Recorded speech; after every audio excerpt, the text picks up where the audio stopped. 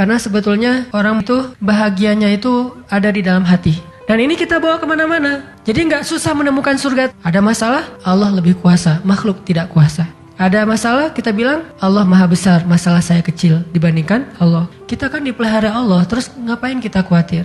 Kalau gitu nggak usah ikhtiar, Ustaz. Ikhtiar, tapi jangan libatkan hati. Ikhtiar itu pakai tangan, pakai kaki, pakai tenaga fisik. Hati nggak perlu berikhtiar. Hati itu bertawakal. Kalau hati kita ikut ikhtiar, berarti kita lebih percaya kepada makhluk daripada Allah. Nanti akan mentok, kalau udah mentok putus asa, itu penyebabnya. Gara-gara hatinya baper dengan ikhtiar. Sedangkan kalau hati kita nggak ikhtiar, dia cuma tawakal, jalan tertutup, dia masih bilang ala kulli syai'in qadir, segala sesuatu Allah maha bisa, nggak mungkin nggak bisa. Makanya jangan ikhtiar pakai hati, ikhtiar pakai tenaga, hati tawakal babnya. Sehingga tawakal itu amal hati, ikhtiar itu amal fisik. Berarti doa itu adalah ibadah, dan Allah nggak akan repot sama sekali kalau kita minta. Request kita sebanyak apapun ke Allah nggak repot sama sekali. Bahkan kadang-kadang kita meminta sesuatu yang menurut logika kita udah gak mungkin, buat Allah juga bukan sesuatu yang berat. Justru dengan meminta kita lagi belajar iman loh teman-teman. Kayak kita lagi mau jalan, begitu dia mau take off, bismillahirrahmanirrahim, ya Allah mudah-mudahan selamat kalau bahasa kita ya. Itu kan belajar bergantung ke Allah. Ke siapa lagi coba kita berlindung, ke siapa lagi kita bergantung, ke siapa lagi kita berharap. Itu bagian dari iman.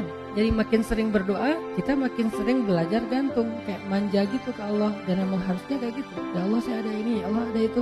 Terus saja setiap hari itu laporan ke Allah, dikit-dikit nge-mention Allah, dikit-dikit angkat tangan.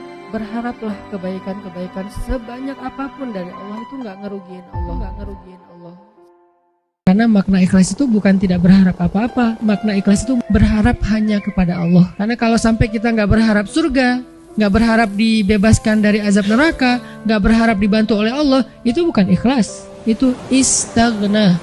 Kalau ikhlas tidak berharap kecuali kepada Allah. Kalau Allah udah nawar-nawarin terus kita bilang, dah saya mah nggak butuh itu. Itu namanya istaghna. Istaghna arti bahasanya merasa nggak butuh, sombong.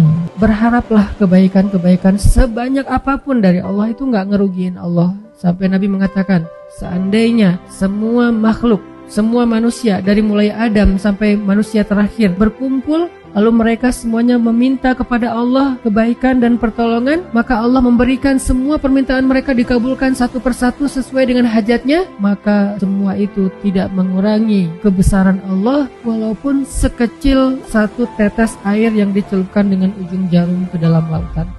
Mulia indah cantik berseri, kulit putih bersih merahnya tubuhmu, ya Aisyah putri Abu Bakar, istri Rasulullah.